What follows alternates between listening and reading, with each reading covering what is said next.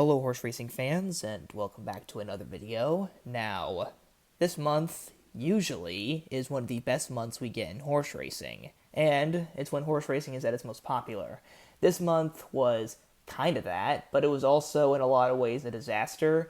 It was very rough. I was really looking forward to seeing how it would unfold. The build up to it was great. I was having a great time making daily YouTube videos, hyping up the Kentucky Derby. But when the week of hit, it was like a torpedo hitting a ship. It just sunk really fast.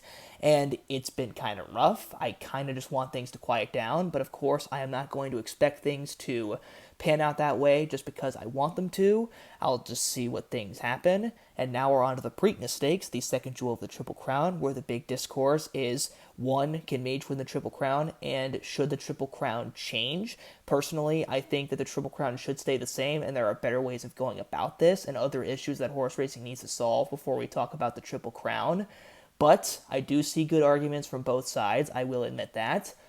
It's been hard to be a horse racing fan this month, I will definitely say that. My enthusiasm has been temporarily shelved for a little bit, but, most horse racing fans are resilient. I like to think I am too. We'll bounce back. We always prevail, and in horse racing, you gotta have a positive attitude to get anywhere. We made it through the Santa Anita disaster of 2019. We can make it through this and make horse racing better. So now let's talk about the Preakness Stakes and the field we got. It's not the best. In fact, it's kind of lukewarm, but let's give it a fair shot, shall we? So number one is National Treasure. Currently, this horse is getting a bit of play. His morning line says that he is 4-1, which would suggest he is one of the favorites. And I can kind of see it, a Backford trainee who has been consistent enough in multiple Grade 1 events, finishing around the top 3, give or take. But the biggest thing that I have as a criticism for him is that his best performances were as a 2-year-old, particularly his third in the Breeders' Cup Juvenile, which does hold some weight as it proves that he isn't just a horse who's good in California, but it was as a 2-year-old, and he's yet to really replicate that sense. It also doesn't help that horses that he has been defeated by, such as Reincarnate and Mandarin Hero, both did not fare very well in the Kentucky Derby. Now, I know the Kentucky Derby is not the same as the Preakness Stakes, but it does show a general sense of quality that he has been outcompeted by. But then again, considering that the Preakness is a little bit easier than the Kentucky Derby, that might cancel out. I can kind of see it, but I'm going to personally avoid him. But if he wins, there's at least something there. Number 2 is the longest shot on the board, Chase the Chaos, and honestly, he does kind of deserve it. Another twist of fate from a couple of years back did also do the El Camino Real Derby to the Preakness sort of trip, but he didn't do so great, and he was honestly a more qualified horse than Chase the Chaos was. Chase the Chaos's big thing is that he does sometimes have a good turn of foot, like he did win an allowance race from off the pace by 7.5 lengths with honestly a really nice looking burst of speed, but he has just never been able to replicate that again, not even in the El Camino Real Derby. It was still a good race, but for the most part, all of his attempts on dirt have been unsuccessful. He was second in his first start at Canterbury on the dirt, and then he was 7th in the San Felipe. It's just too risky. There's some miracle if he flies from the back and gives us a good show, but that's literally it. Just too inconsistent to be counted on. I would not choose this horse. And then after that, we go from the longest shot on the board to the Derby winner, Mage. Now, Mage is a horse that I gave a lot of high compliments to in my Derby profile video, but I completely forgot about when it came to making my Derby picks, and I paid the ultimate price for it as Mage won the Kentucky Derby. Now, on paper, the Apollo Curse definitely was strong with this horse. However, the fact that he had been so battle-tested and endured so much in his 3 starts most definitely helped him in the end, as he didn't get the smoothest trip in the Kentucky Derby. He got a lot of kickback and he got bumped around quite a bit. He definitely did not break the best.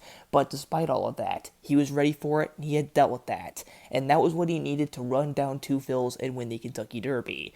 This will help him in the Preakness Stakes, as the Preakness Stakes on paper is going to be a much easier race. It's not 18 horses, it's 8 horses. And the quality is definitely going to be a bit down.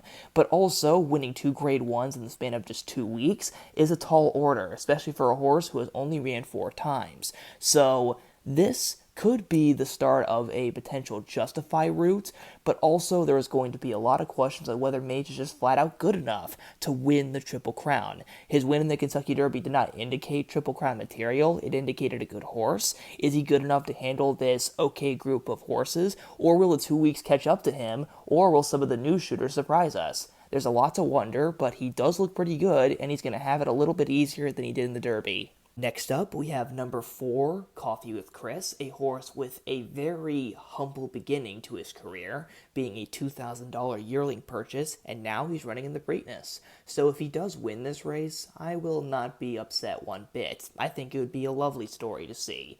Unfortunately, I feel like his chances are very slim. He is a local Maryland horse, and he has struggled in even the smaller Maryland races, like the Private Terms or the Federico TCO, races that even winners of have not had the greatest strike rate in the Preakness. Horses like Kid Cruz, Bodhisattva, Always Mining, they looked way more impressive going into their Preakness Stakes, and they did not fare very well. And also, nothing really about his running style or how he runs his races suggests something better. He's a stalker slash front runner, so it's very likely he could get outrun. He also definitely faded quite a bit in his last start, which could suggest distance concerns. It's just not a good place to go. I want to root for this horse, but it just doesn't seem like it's going to happen. Past the halfway point, we have number 5, Red Route 1, a horse originally set for the Kentucky Derby Trail, but he dropped the ball in the final Derby prep, the Arkansas Derby, so instead they pointed for the Preakness Stakes. He ran an illicit stake race to try and regain his confidence, and he got up literally in the final head bob.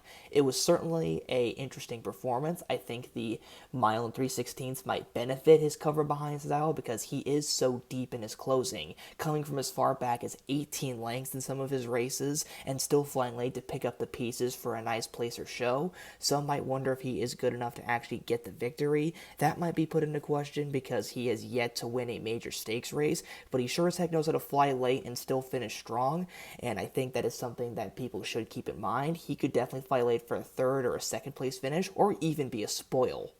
In similar vein, we also have number 6, Perform, who was the winner of the Federico TCO Stakes, which is the local Maryland prep for the Preakness Stakes. Historically, that is not a good prep race for the Preakness Stakes and hasn't really boded very well. However, I am willing to tempt history and fate because I think this horse could do something good. Now, Perform has had a couple of lackluster performances early in his career, particularly in maiden company against horses who went on to do better, finishing behind Disarm, Raise Cain, and even the Kentucky Derby winner, Mage. So this is a rematch. In that very race, Mage went to the lead and Perform tried to follow in a sort of stalking position, and Mage just outran him. That plain and simple. That could be a turnoff, the fact that he has been outcompeted by multiple other horses of stakes caliber level, but I think that he has improved since those races. His biggest and most important new attribute that he has acquired in his last 2 races has most definitely been his acceleration / turn of foot. He teased this new attribute in his maiden victory at Tampa Bay, coming from further back than he usually did, flying past horses rather easily, and winning by 3 lengths. But his best performance by far was the Federico TCO, coming from further back than he ever had before, getting bumped and constantly blocked and dealing with tons of dirt and kickback, but despite that, once he found an opening, he was unable to be stopped and he flew late to get up by a head.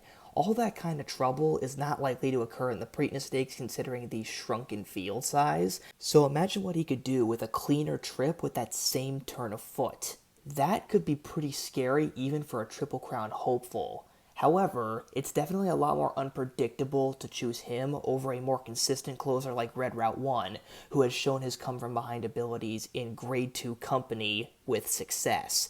Meanwhile, Perform is a listed stakes winner, and the competition he ran against in the Federico TCO was far from Grade 1 caliber. So he's slightly more unpredictable, but he's also slightly faster than Red Route 1, just off of visual acceleration, but that's about it. A riskier, more unpredictable long shot, if you're feeling spicy, go with him, but if you want a safer closer, go with Red Route 1. And speaking of come from behind horses, I apologize that I neglected to mention Blazing Sevens. Blazing Sevens definitely also has a good come from behind kick that could be very effective. He was able to pick up the pieces and finish third in the Bluegrass Stakes, albeit he was pretty distantly beat in that race. And he is actually a Grade 1 winner, winning the Champagne Stakes, although that was at a mile. So his longer distance abilities could be considered questionable, considering how far back he was still beaten by in the Bluegrass Stakes. So that could be slightly concerning, but trainer Chad Brown, he knows his way around a Preakness winner. He trained last year's Preakness winner, early voting. He trained last year's winner, early voting, and also the 2017 winner, cloud computing. So just off of trainer and experience, Blazing Sevens has dealt with tougher horses than most of this field, and he's got the trainer for the job. That could be just enough. And last but not least, we have the favorite among the Preakness new shooters, and that is First Mission. First Mission won the Lexington Stakes most recently against Disarm, who went on to finish 4th in the Kentucky Derby. That's very good on paper, but there's a few things First Mission is going to have to do first. He is a stalker, which means that he will be closer to the pace than half of this field, which tends to like coming from behind. That could be seen as advantageous. But the big thing with him is going to be distance and experience. He's only ran 3 times in his career, which is the least out of any horse in this group. And also his longest distance was 1 mile and a 16th. He'll have to go an extra furlong in this Preakness Stakes when other horses in this field will not have to worry about any of that sort of distance stuff whatsoever.